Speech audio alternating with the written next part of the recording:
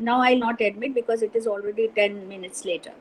So the human needs are fulfilled by materials provided by nature itself, and natural resources. That means all the kinds of resources or materials provided by nature is fulfilling or have the capacity to fulfill our wants. And that is why they have the want satisfying power. Now, what are these resources or materials provided by nature? To list a few, they are water, soil, minerals, coal, petroleum, air also. Air is cut here when I click the photo, so you can just write it. Air, water, soil, minerals, coal, petroleum, animals, and plants. Now, these stocks of the nature useful to mankind are called natural resources. So how do you define natural resources? Is that the stocks provided by nature which are useful to mankind or which have the want satisfaction power are called natural resources.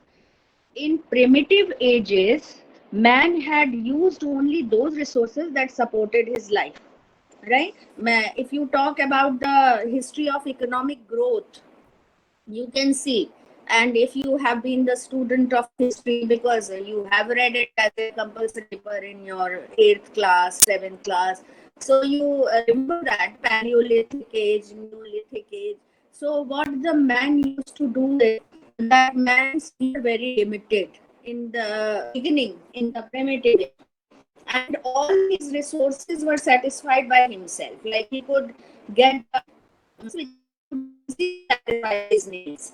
But as his wants increased, as the process of economic development happened, we know that the barter system came into existence, and then the man searched for those people who could have better accommodate and satisfy his wants, and he can, support their needs. So that way the barter system came into existence, and then, like just tabulation and test. So you can note down the points on a paper and a pen, and then when you write, you try to make those points, because I can't dictate each and every point. We're in year 3.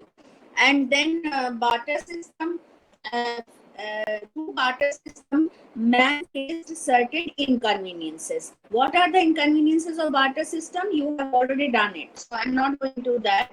But in a few, there were like double coincidence of wants was not there, indivisibility of goods had some problem. So it's no common medium of exchange. So you can just revise that.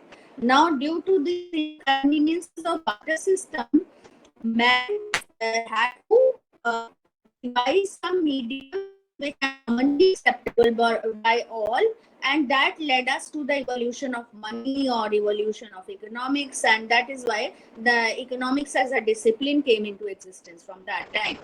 Now, this we don't have to do in detail how money came into existence, but the thing is that we are trying to relate it to the stage of economic growth, and that is why in the primitive age, they used only those resources that supported their own life.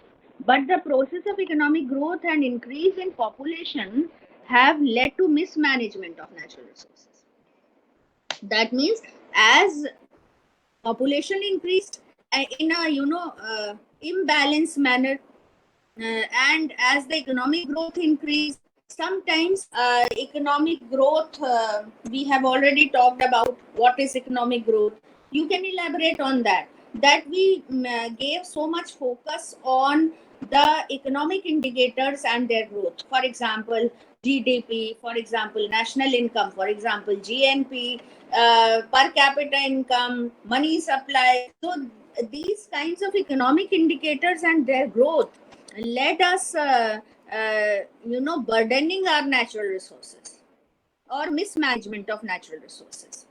And that is why this topic has been there, where you are going to talk about how to do how to talk about the optimal resource extraction, because we face the problem of scarcity in the natural resources. They are given by the nature, and that is why their supply is limited. And if population increases at such a rapid rate, if we don't pay attention to imbalance between growth and environment as a waste sink capacity, then automatically it will lead to what? The mismanagement of natural resources. So we have to keep in mind this concept of scarcity, concept of provision of nature being providing these kinds of sources to us, which help us in production, and we can't do the production without them. So we have to we can't ignore these facts, and we can't give too much emphasis on economic growth and just avoid these kinds of problems. And that's why the population policy have been made, and the government is trying to control the population growth, because it leads to the problem of scarcity or mismanagement of natural resources. This is how you are going to give the background of why we are talking about the problem of scarcity of resources here. Now, there are two types of natural resources. What are they? Number one, non-renewable, and number two, renewable resources. Non-renewable resources are the resources which were formed in millions of years and will get exhausted sooner or later. That means they can't be renewed. Have been formed in millions years, many years ago, and they take too much time to be generated, and that is why they get exhausted sooner or later. And some non-renewable resources are coal, petroleum, natural gas, minerals, etc. And the stock of these resources is limited, and they are susceptible to be degraded in quantity and quality by human activities. That means they are gifted by nature. That is why their stock, their supply is limited. You have to focus on this point, that the stock of these resources is limited, number one. And secondly, their generation takes a millions of years to attain it. So that is why they are supposed to be, they face degradation. Whether you talk about soil, whether you talk about land, you have already talked about it, as you told me in unit 3. So all these natural resources generally face degradation after the consumption.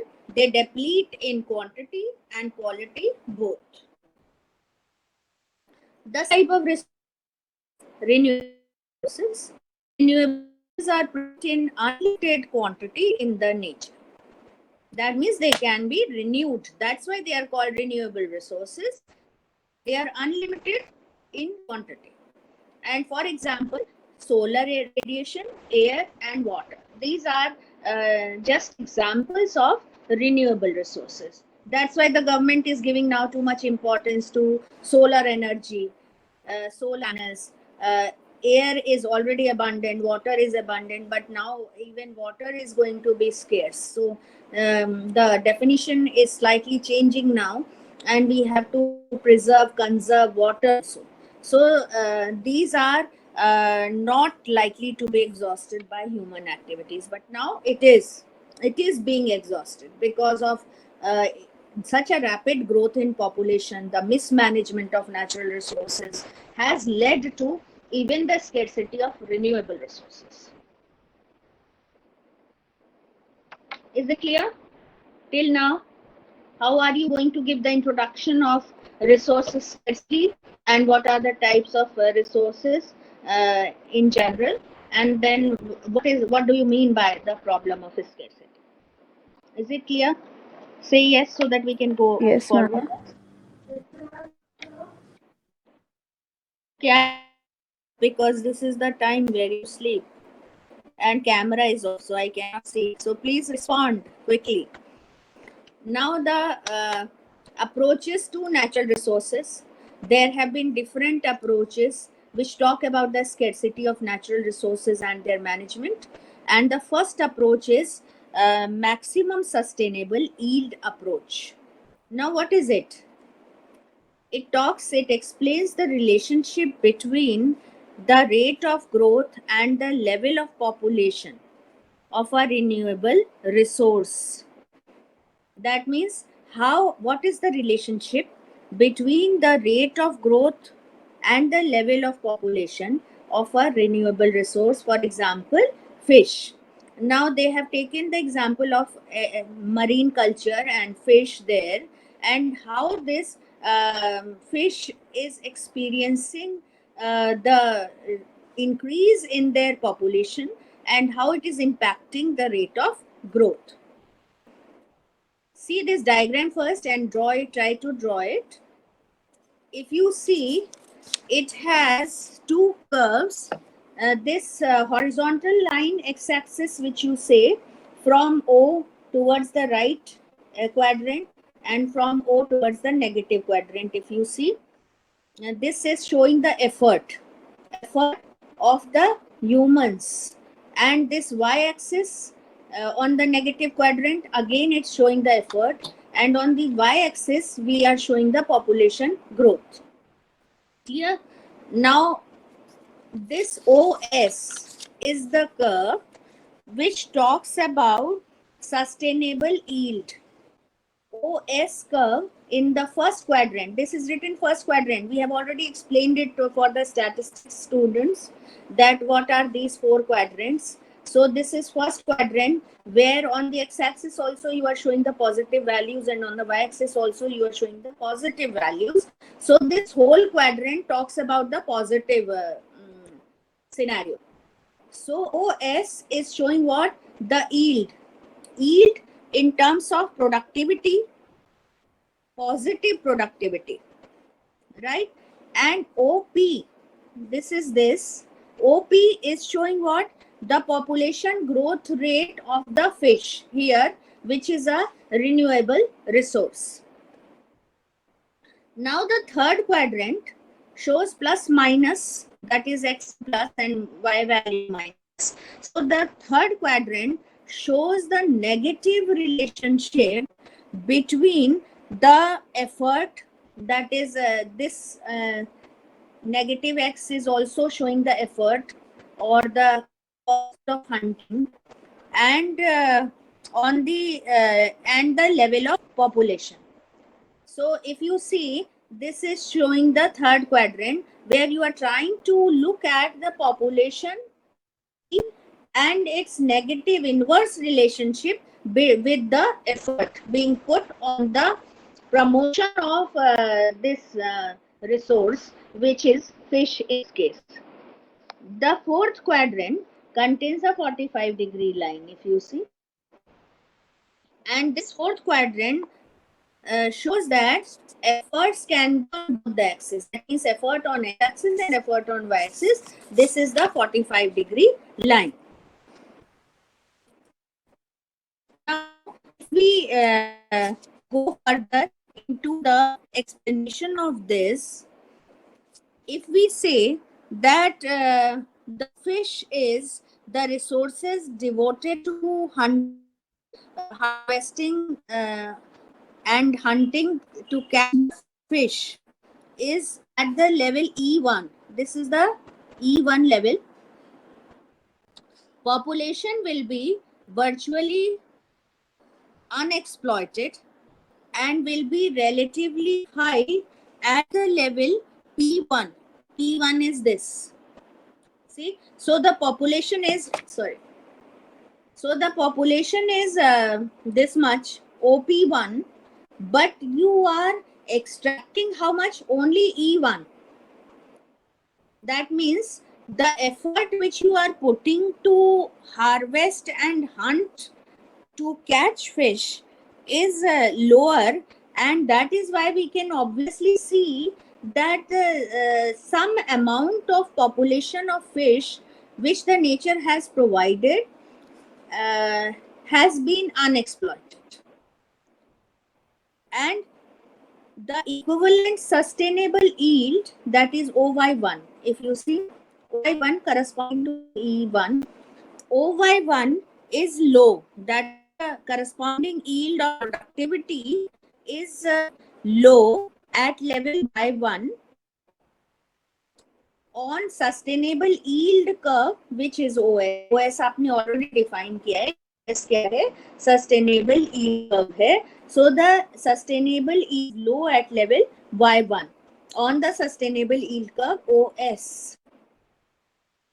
Now a large effort devoted to harvesting the resources decreases the size of population and the sustainable yield. Now what will be the impact of this? Because you are still not using the population which has been OP1, and you have this much yield only. So what people will try to do? People will try to exploit that growth in population and increase the yield, and the sustainable yield is raised, and now the effort level will be E2. The effort level will be E2, and the E increases to O by 2 because already you have put in larger effort to exploit the population of fish. So the yield will increase to O by 2, and the population will be reduced because now you have exploited the population growth. So it will result in sustainable yield and the reduction in population. So this if you see from P2, it is decreasing to P1. So reduction in population level to OP2. Earlier it was P1, now it will be decreasing to OP2. So this is the diagram which talks about the maximum sustainable yield approach. That when you put in the effort on any renewable resource, for example, fish in this case, it will result in the increasing yield, and there will be a point where you say it is talking about the maximum yield. This B point, if you see small b, it shows what? The maximum point of the curve. So it shows the maximum sustainable yield according to this approach, which you have exhausted. And after this, the yield curve is declining. So this is the point which where the people should stop, because after this, if you continue, then again the population will rise and the yield will fall. So this is how you show diagrammatically this maximum sustainable yield approach, which talks about the sustainable productivity of the renewable resource and how to put in the effort there.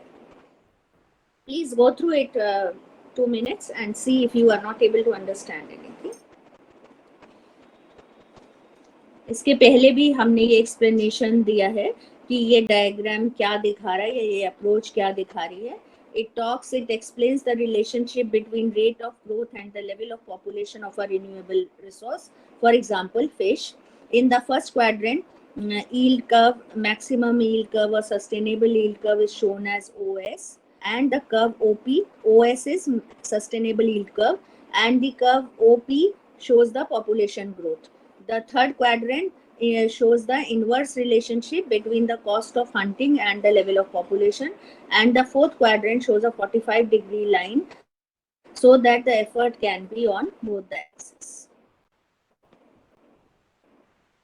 Now this is the explanation of this diagram.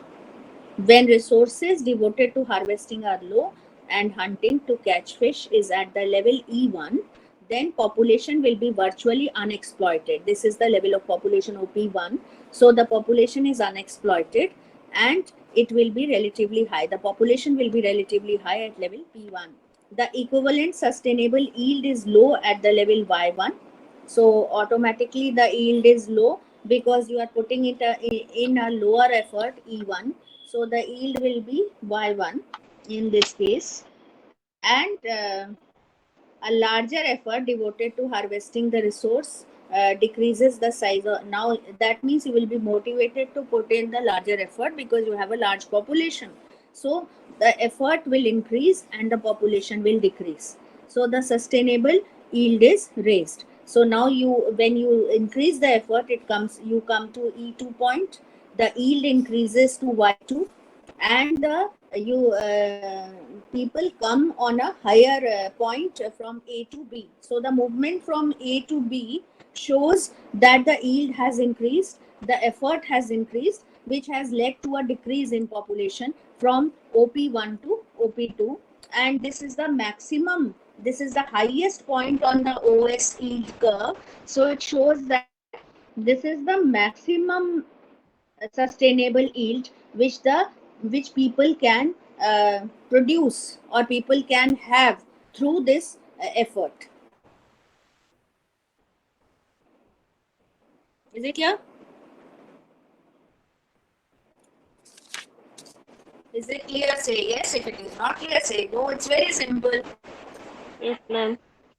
Yes, ma'am. Okay. Now we come to the problems due to externalities.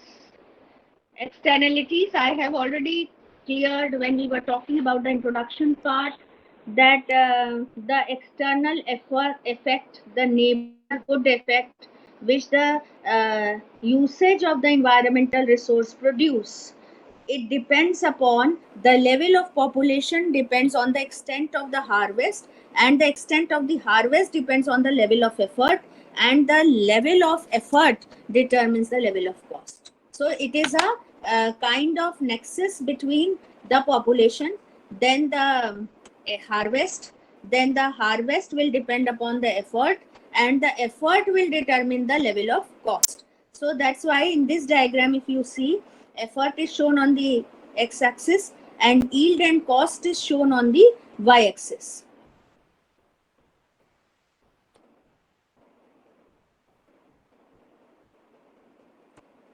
Now, there are two main curves in this diagram. The first curve is OS. If you see, this is the first curve, OS, which is the yield curve, and the second curve, OC. OC shows what? The total cost associated with each level of effort. And this cost is rising. That means as you increase the level of effort, the cost is rising. If the resource is one of the common property resource का मतलब which is available to everybody, that is called the common property resource here. Now property here does not mean that the house or the ownership of some property, but here it is talking about the natural resources, the renewable resources which are available to each and everybody for exploitation. So it is to be exploited by a larger number of individuals, and it imposes externalities on others. Now, when one person will exploit these resources or common property resource, the other person may feel the externality. One individual will harvest part of the resources that would have been harvested by others. That means if you have the population more, that means the demand will be more. But on the other hand, you don't have that quantity of supply of that resource. So automatically there will be opportunity cost involved here. If I am using the resource, it will not be available to you. If you are using the resource, it will not be available to me. So that is called externality, negative externality. That means one person's use will determine the availability of resource for the other. In this case, over exploitation will result and output will increase up to the level E1, right? This point E1 will show that the output can increase up till this point, where the average cost and average yield, OS curve, is intersecting your cost curve at a point. So this is showing the point where the average cost will equalize the average yield through that renewable resource. In this case, it is fish. Now, till the point the yield is more than the cost. If you see, this is the yield curve, this is the cost curve. Till the point A, if you see, the yield is more and the cost is less. That means the people who are using this resource are going to enjoy profits. So profit is determined by what? The difference between these two curves. One is OS and the other is OC. इसके बीच में जो अगर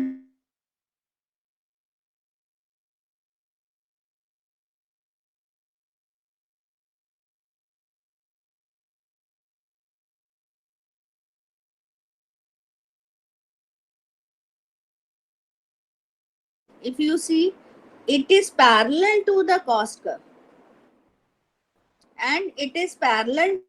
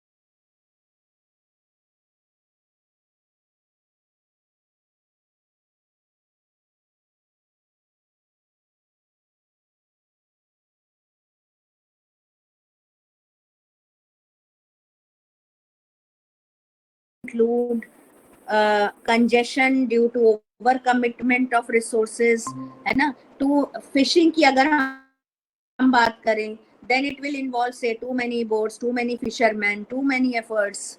So current fishermen earn a lower interest or lower rate of return on their efforts because the one fisherman is having the maximum productivity here. So he is able to enjoy the maximum return or profits, and that is why the other fishermen will not be able to get that yield as per their effort. That is the current externality, the contemporary externality, which is faced by the current generations. And second is intergenerational externality. Intergenerational externality means from the current to the future generation. That will be borne by future generations. Or what will happen if you put in over effort on the current supply of fishes, then overfishing will happen. Overfishing will decrease the cost stock of fish which will be available for future generation. Automatically it will lower future profits from fishing. So problems due to externalities mein, when you elaborate, you have to talk about the two types of externalities which our effort will determine. One is the current generation externality, and the other is intergenerational externality, which will be produced by the over effort. For example, here we are talking about fish, so you can use the word overfishing. So overfishing leading to decline in the stock of fish available for future generation. This is what is written in this paragraph. You can read it once.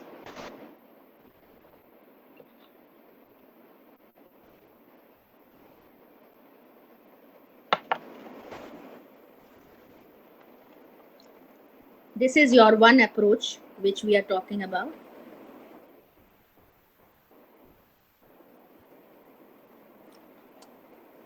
Maximum sustainable yield approach.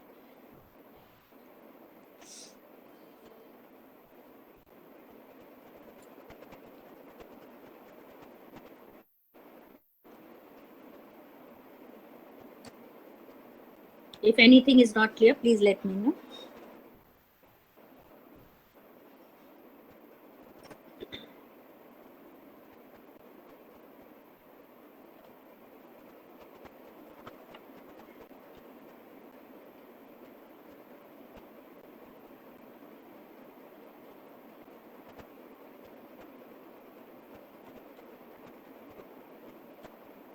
There is a book by R.N. Bhattacharya, Environmental Economics. So he has, his name is referred here if you see.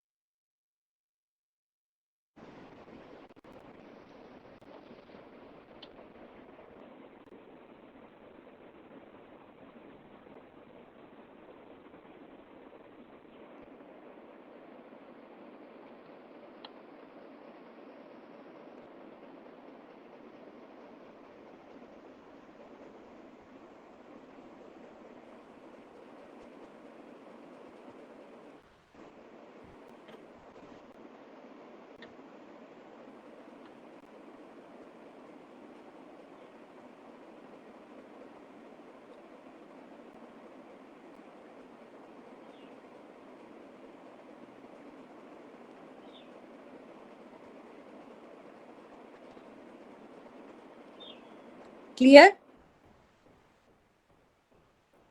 Yes, ma'am. Okay, so write it till this because we can't start the next one. It is again, it will create confusion today. So I will send the whole PDF once we are done with it.